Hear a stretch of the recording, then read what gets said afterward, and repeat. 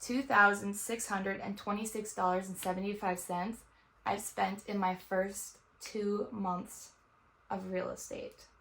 Hey guys, my name is Brooke and I've been a real estate agent for almost 3 months now, and I want to share with you a couple things I wish I would have known before getting my license. I love this job and I believe everyone should get into it. It's a great career, but it is expensive. And I'm not gonna lie, I was warned, but no one told me just how expensive it was actually gonna be.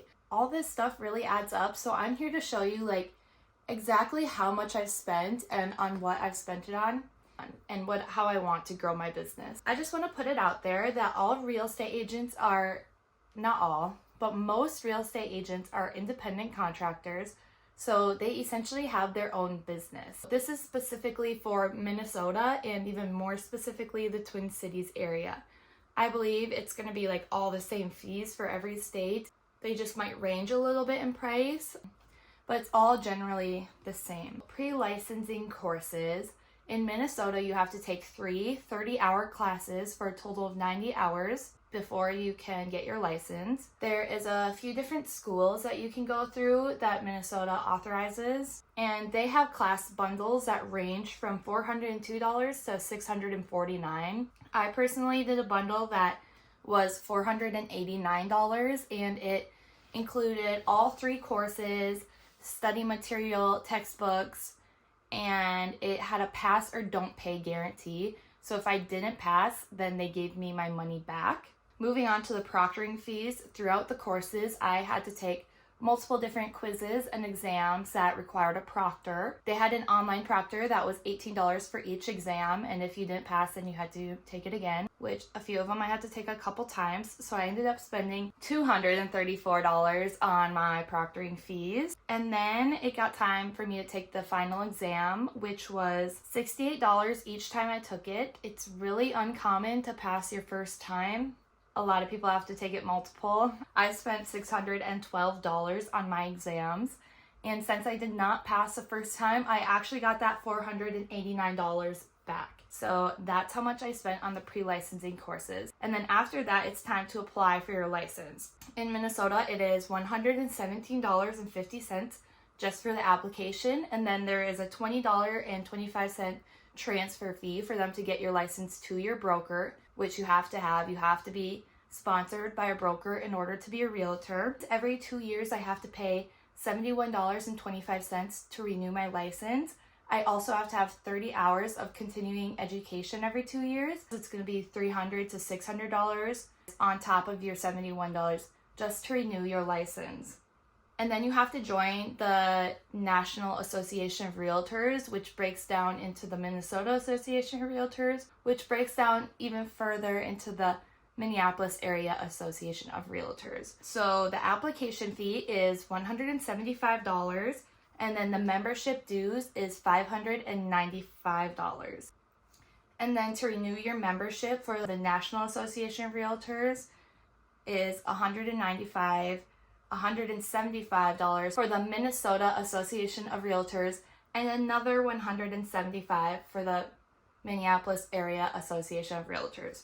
So all that adds up to $545 a year. For access to the MLS is $140, and the MLS is a website that has all of the properties that are on the market, so you need that. You use it every day to find properties for your clients, and you'll get that through the National Association of Realtors, so you have to be in that in order to get access to the MLS. My MLS fees are $140 every quarter. Since I've been licensed, I paid my original $140 to activate my account. We just started a new quarter, so I already had to pay another $140.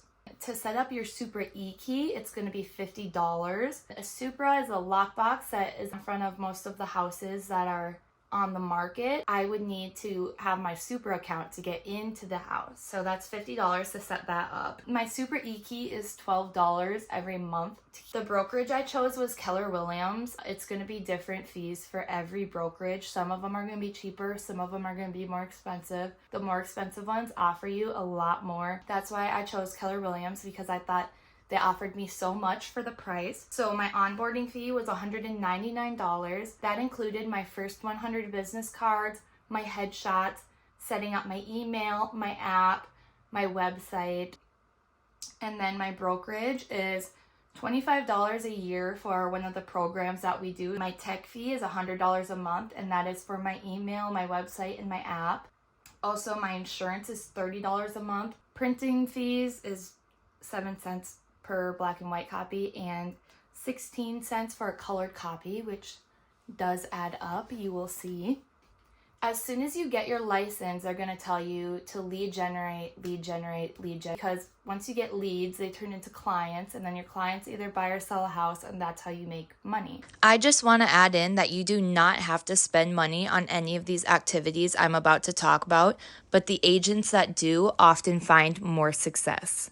Top 5 forms of lead generating are cold calling, door knocking, social media, events, and open houses. There's just hidden fees in all of those that are going to add up and cost you a lot of money. For open houses, you have to buy your own signs, which are about $100. Cold calling, I've tried cold calling, but all of them have just been in my contacts that I already have. If you wanted to call strangers in your area, you would get a contact list, and those are $20 a month. Door knocking, when I tried out door knocking, I decided to do a little food drive, and I printed out these flyers, which ended up costing me $40, and I got these paper bags donated from the grocery store. But I donated about 40 bags of food, I'd say. I did get around 50 of them returned to me because I did not know you could not put these in people's mailboxes. That's apparently a federal offense.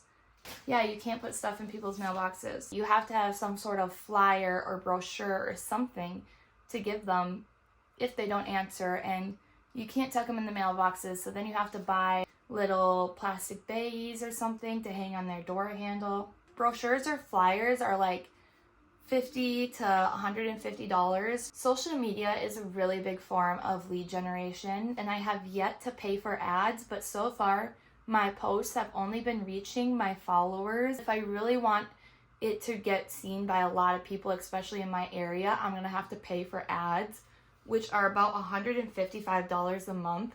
If I would like to put my business on Google, if I wanted my name to pop up when people search realtors in my area, that would cost me from $200 to $2,000 a month, depending on how many clicks it gets.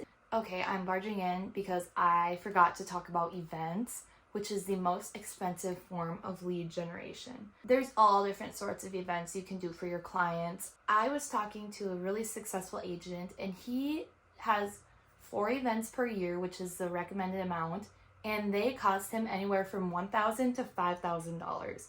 One thing I love about my office is that instead of each of us spending like $1,000 to put on our own event, they put on events. It costs about $100 per agent that wants to invite their clients. And then there's different tools and technology you can't forget about. Everyone already has a computer.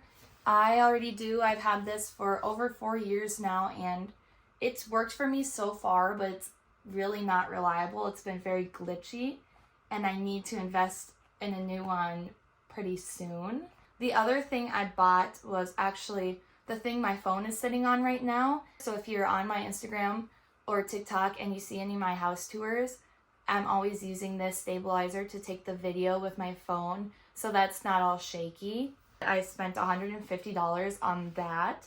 So in the end, all of this adds up to $2,626.75 I've spent in my first 2 months of real estate.